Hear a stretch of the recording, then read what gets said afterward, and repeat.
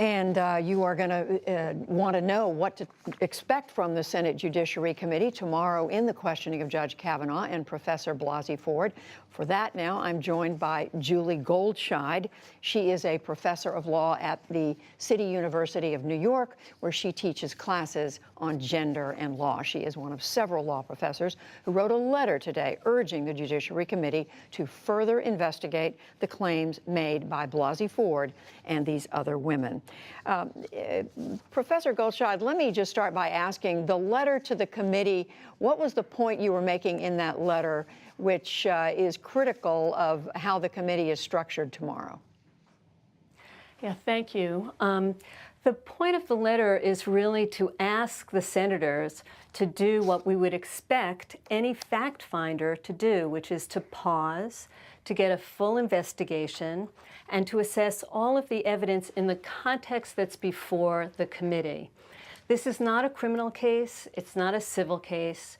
It's not about evidence that's going to be assessed based on a preponderance of the evidence or a beyond a reasonable doubt standard. This is a question about whether or not somebody should be nominated and appointed to the Supreme Court, the highest court in the country. And for that, there are many complex questions that I would think the senators should be interested in. They should be interested in assessing the very serious allegations that have been made and hearing the nominee's reflection on those allegations.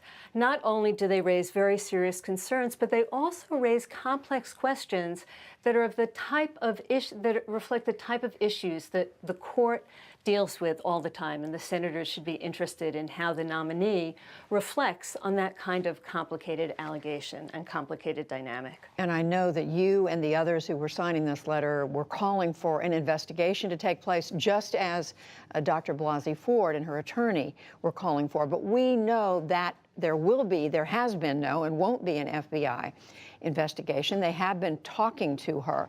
What will be missing then? I mean, what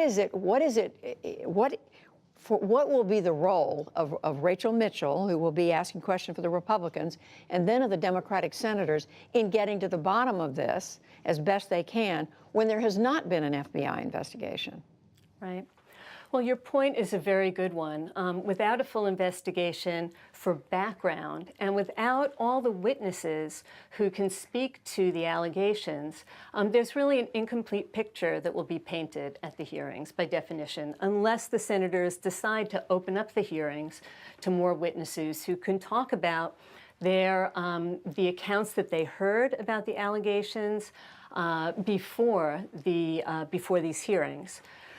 So the task for the hearings tomorrow is to paint as clear and as complete and as neutral a picture as possible about what Dr. Ford experienced and what the nominee, Judge Kavanaugh, experienced, and to hear his reflections on these very delicate,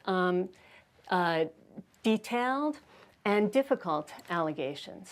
So we've been, her opening statement, Christine Blasey Ford's opening statement has been released. We know, we've been able to take a look at that.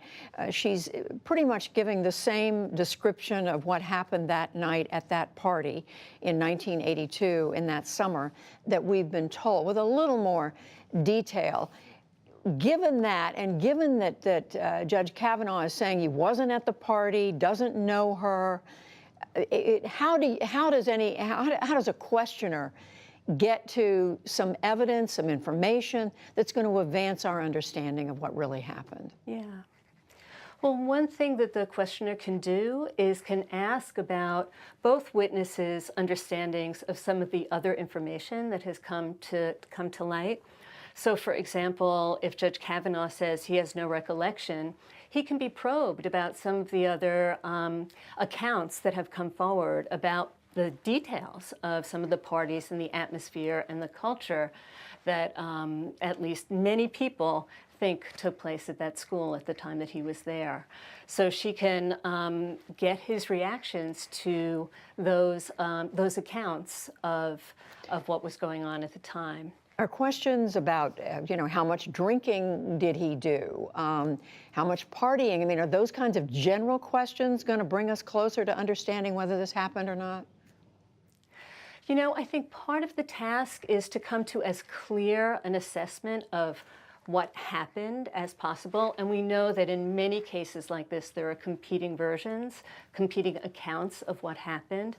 So the task for the senators is really to listen very carefully and closely to the answers, to try to hear how much consistency or inconsistency there is in the respective witnesses' reports, and to make their own assessments both about what happened, but about how the nominee's responses bear on his ability to serve as a Supreme Court justice. Because I really can't underscore enough that that's what's at issue here. This is more akin to a job interview than any kind of criminal or civil proceeding. It's really about his qualifications for this very, very important position. Professor Goldscheid, finally, just one question. If you were asking questions of Judge Kavanaugh tomorrow, what's the most important thing you'd want to know from him? Yeah, that's a good question. I might want to know his view, if the allegations were true, what his views would be about them and what he would think about them. I'd really want to hear his thoughts about the seriousness of sexual assault. We know that sexual assault is pervasive. It continues to be pervasive despite all of the gains and progress that's been made. And I'd want to hear what his assessment is of those accounts.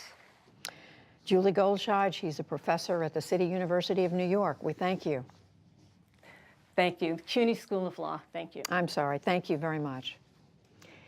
And a reminder, we will have full live coverage of the Senate Judiciary Committee hearing with Brett Kavanaugh and Christine Blasey Ford tomorrow. That's starting at 10 a.m. Eastern. You can check your local PBS station listings for more information, or you can watch us live streaming. That's online at pbs.org/newshour.